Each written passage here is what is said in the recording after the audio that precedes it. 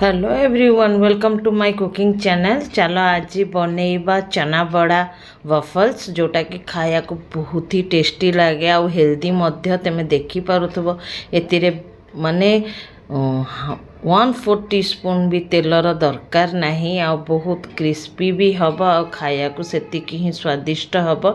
आज एक ही बनै कि तुमको देखैबी। जदि वीडियोटा भल लगिवो गाइस तो लाइक कमेंट शेयर और सब्सक्राइब करिया को बिल्कुल भी भूलिबानी। तो देखि पारुथबो गाइस पूरा क्रिस्पी क्रिस्पी गर्मा गरम वर्षा दिन पे एकदम परफेक्ट रेसिपी। चलो बनै नबा। एठी गोटे कप चना डाली को 4-5 घंटा आगु भिजई नहीं थी, जोटा कि पूरा भिजिकी माने एकदम बड़ बड़ हो जाइए, डबल हो जाइए। मु भल भाव 2-3 थर धोइला पर ग्राइंडिंग जार को ट्रांसफर कर नहीं 7-8 पाखुड़ा रसुण आ आधा इंच अदा को देदेली आ कंचा लंका 3टा को देदेली। बहुत अल्प पानी देकी एको पेस्ट बनैब। तो एठी मु 2 टेबल चम्मच पानी देकी मु एको पेस्ट कर नहीं आ मुठाए खंडे मु चना डाली गोटा रखी देइथिली ताकू मध्य पकई देई सेतिरे। तमे देखि पारुथबो किछि किछि गोटा भी अछि जोटा कि खाया को बहुत बढ़िया लागिवो।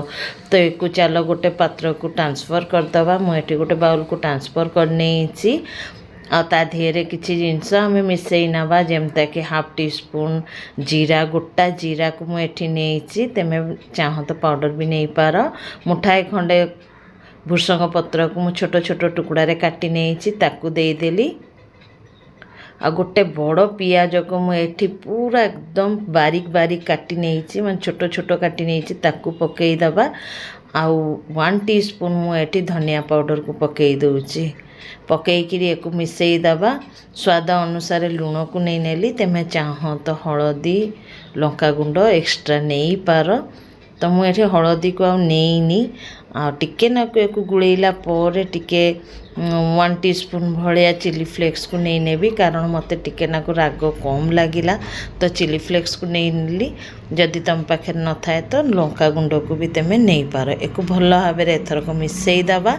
एठी मु प्री हीट करिया पे कि वफल्स को ऑन करके रखीची आ ता देहरे टिके नाकु ऑयल को ग्रीस करदबा खाली, जमता कि वफल्सटा भल भाव आमर सेफली उठी जीव। सेथिपई कि ऊपर तल करिकिरी आम माने एई भलिया भाव तेल को टिके नाकु ग्रीस करदबा। सेतिकी ही तेल आमर दरकार, जोटा कि हेल्दी रेसिपी एकदम बिना ऑयल रे न छाणिकी तेमे एई भलिया करिकिरी छुआ मानकु बड़ मानकु देई पार। जो मानकर टिके रोग उग थाए, तेल उल छणा छणी खाई पारंतिनी, पेट मफाए, तो से मानकु एई रेसिपीटा एकदम परफेक्ट तमें बनैकी देई पार। 2 चामच मु एठी देई देली बेटर को आउ मुझे बंद करदेली। एने देखंतु लाइट जलुला, एने ऑफ हो गला। ऑफ हवा पर किछि टाइम पे कि तेमे रखी नबा, कारण बहुत गरम थिला तो मु खुली पाइलिनी।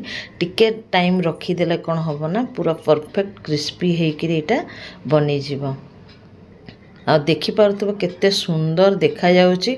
छुआ मानकु माने देखिया पे कि ही एते सुंदर लागुची जे छुआ माने एमती का ही खाई देबे।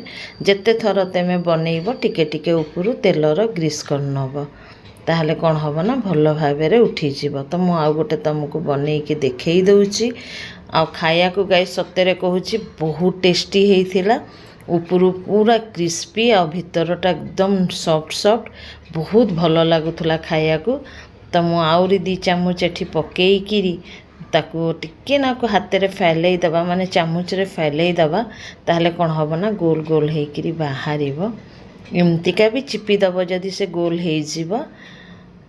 तो मुझे फेर थरे गोटे को बनै दूची। लाइट जलुची माने ऑन अच्छे, ऑटोमेटिक ऑफ हो।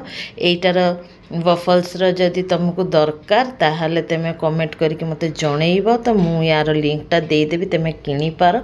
बहुत ही कम दाम, मात्र 519 ना 18 टंका एमतिका नहीं थिला, किंतु बहुत किछि रेसिपी केतिरे तेमे बनै पारिबो। तो मु एठी प्लेटिंग करके तुमको देखई दउची।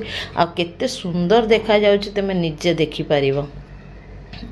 तो चलो गाइस जदि वीडियोटा देखिक तुमको भल लगे तो लाइक कमेंट शेयर आ सब्सक्राइब करिया तो बिल्कुल भूलबनी। मोर जी लोग सब्सक्राइब करती से लोग सब्सक्राइब काटिकी चली जाती तो दुख तो लगे सब बेले वीडियो गुड़ाक पोस्ट करुच्ची फिर भी माने मोर ग्रो करूनी चैनल तो तुम मैंने जदि साहाଯ୍य करिवो तो निहाती मो चैनल ग्रो करिवो। आ ऊपर मु देखौची केते क्रिस्पी हेची एठी ये देखिपे देखिले ही जना जाऊँगी केते क्रिस्पी हेची। तो चलो गाइस फिर मिसिबा नेक्स्ट वीडियो रे। एठी मो पुओ माने केमती खाउसंती तमे देखि पारुथबो। एपटे टीवी चलैसंती एपटे सॉस रे चटणी रे खाई दउसंती आ बिना तेल रे तो बहुत ही बढ़िया। कोठू कोठू देखुसंती निहाती कमेंट करके जनइबे। जय जगन्नाथ। Thanks for watching.